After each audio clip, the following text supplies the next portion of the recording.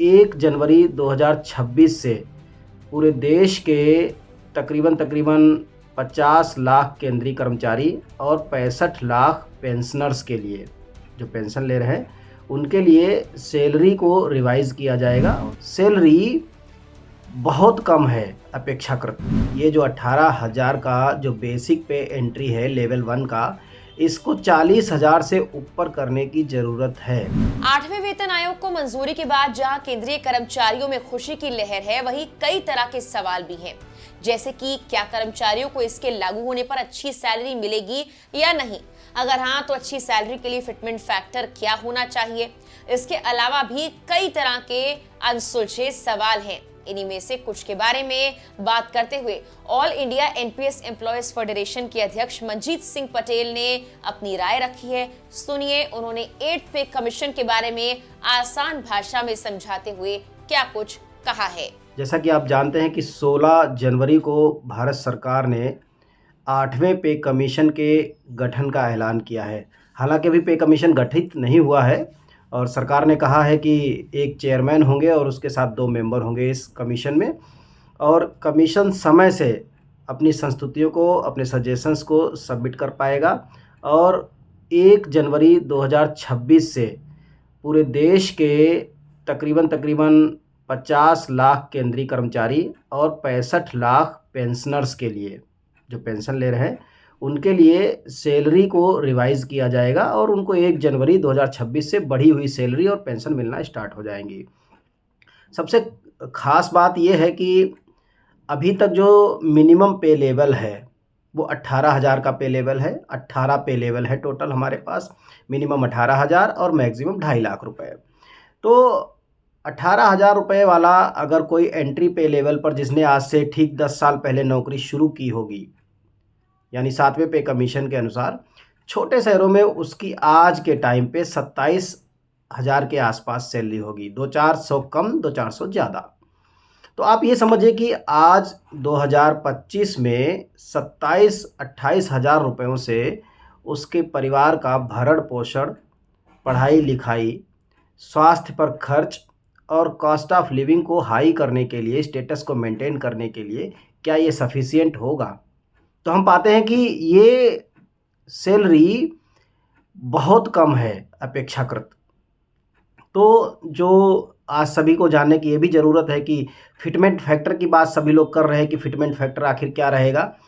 तो भारत सरकार को चाहिए कि कम से कम ये जो 18,000 का जो बेसिक पे एंट्री है लेवल 1 का, इसको 40,000 से ऊपर करने की ज़रूरत है, महंगाई दर और इन्फ्लेशन के हिसाब से।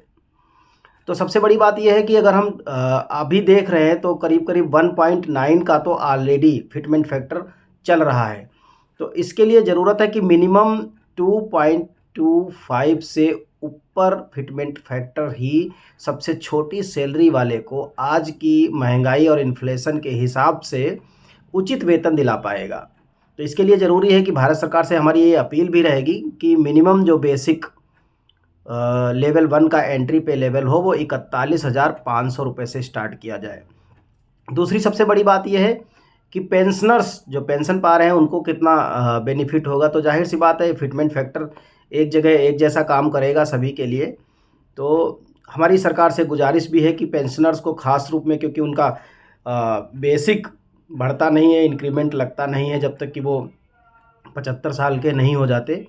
तो ऐसी स्थिति में जो लोग आज से 10 साल, 12 साल, 13 साल पहले रिटायर हुए हैं, उनके लिए भी फिटमेंट फैक्टर को बहुत ध्यान से उसमें काम करने की ज़रूरत है, ताकि उनकी पेंशनें ठीक अकॉर्डिंग टू इन्फ्लेशन हो पाए, अकॉर्डिंग टू डियरनेस हो पाए। तीसरी जो सबसे बड़ी बात यह है कि लोग मतलब जो बार बार बर्डन की बात आती है कि इकोनॉमिक कितना बर्डन पड़ेगा, भारत सरकार के राजस्व पर कितना बोझ बढ़ेगा।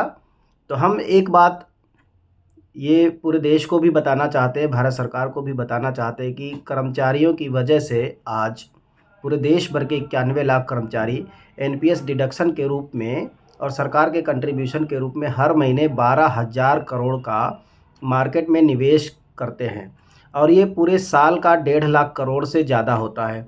तो आप ऐसे समझिए कि भारत के सरकारी कर्मचारियों का 1.5 लाख करोड़ का 1.5 लाख करोड़ का जो इन्वेस्टमेंट है, ये भारत के कुल इन्वेस्टमेंट में कितना मददगार है, ये बहुत बड़ी बात है।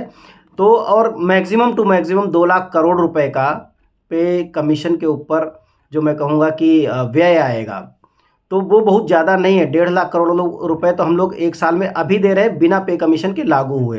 तो सबसे इम्पोर्टेंट बात ये है कि पे कमीशन लागू होगा तो उस समय हमारा जो इन्वेस्टमेंट होगा वो इसको भी उतना ही 20% 30% बढ़ा देगा, जैसा कि पे कमीशन की संस्तुतियों के अनुसार लोगों के वेतन होंगे।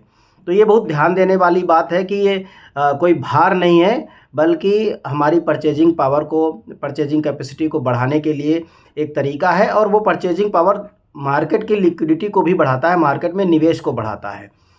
एक और मैं बात कहना चाहता हूँ यहाँ पर कि आज पूरे देश में जो मार्केट का निवेश है वो बहुत बढ़िया नहीं है। मार्केट की मतलब जो है हमारा 15 लाख करोड़ रुपए पहले से ही निवेशित है, जिसे हम एनपीएस के माध्यम से कहते हैं कि निवेश हुआ है। और अभी 4 साल पहले हालांकि ये 8 लाख करोड़ के आसपास था।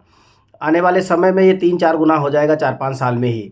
तो सरकार से एक गुजारिश है कि पे कमीशन के साथ साथ कर्मचारी और जो सरकार का जो निवेश है, इस पर प्राइवेट कंपनियां लाभ उठाती हैं। एलआईसी, यूटीआई, एसबीआई को ये पैसा जाता है, ये हमारे फंड मैनेजर्स हैं। फिर ये तीनों कंपनियां इस पैसे को अलग अलग कंपनियों के माध्यम से उसको इन्वेस्ट करती हैं और वहाँ से रेवेन्यू जनरेट होता है। भारत सरकार को चाहिए कि इस पैसे को वहीं लगाया जाए जहाँ एटलीस्ट मिनिमम रिटर्न की गारंटी हो, क्योंकि 12,000 करोड़ रुपए आज की डेट में हर महीने इन्वेस्टमेंट होता है, 1.5 लाख करोड़ रुपए सालाना इन्वेस्टमेंट है। अगर इस पर रिटर्न की कोई गारंटी नहीं है तो ऐसे सेक्टर्स में पैसा लगाना बिल्कुल भी भारत की इकोनॉमी के लिए ठीक नहीं है, ना ही इस देश के कर्मचारियों के लिए ठीक है।